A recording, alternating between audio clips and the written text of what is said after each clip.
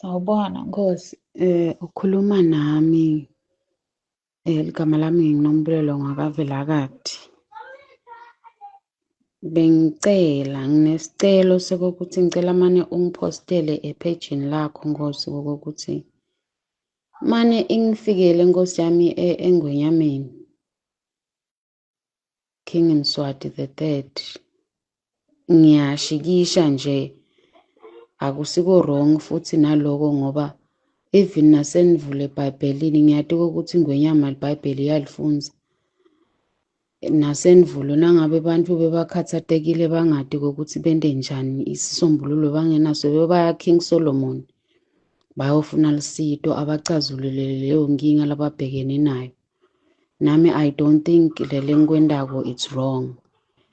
Bengicela nginesicelo sokuthi sengihlele isikhathi ngingasebenzi kanti konke kulamahlombe ami.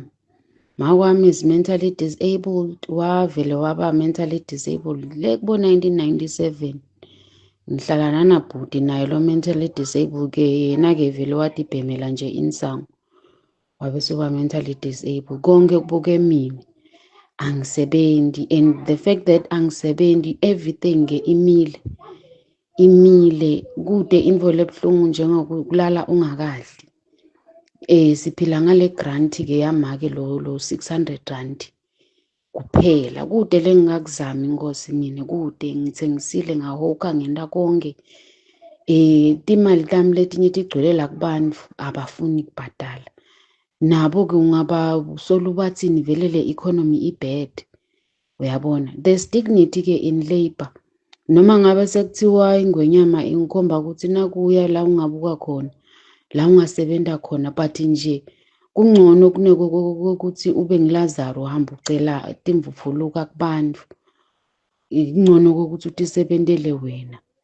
Uyabo, mina ngilomunye utangibuta ngoba labanye bayangadi ukuthi njengoba babakho ungu-ambassador, ungicommissioner waka-AU babe Moses Vilakazi, akakusiti ngani sesibadzala nanathi and we are not entitled ke elisitweni lakhe. Umuntu uyachuza ukukusita futhi uyachuza ukungakusiti. Uyabo, mina bengade kokuthi umtali uyacenza acenzele abantu bakhe ukuthi bahambe la kukahle khona. Hayi thina nani siyafukuza sisemenini, kuhlupheka nje siphila ngako sidla kona. So ngiyacela mane kokuthi ingwenyama manje nje ngicela yona licobo lwayo, angiyile nale ngoba asengikhatheleke naloku bangilazaro kokuthi ucele namuhla ucele kusasa nalolu sito luta kabuhlungu. Hawu thine kuhlupheka siyakwati. Kuhlupheka is just an underestimate of what you are going through. Uma ngabe sidlile kanye it's okay, lamanye amalanga siyalala nje singakadli. So lesimo sesindeke it's a long overdue. Ngiyacela lisito, ngiyacela lithuba nje ukuthi nami ngisebenze. Uyati nekutibulala kuyaye kube sedudane ngalesinye isikhathi ngoba lesimo asishintshi, instead siya embili impela.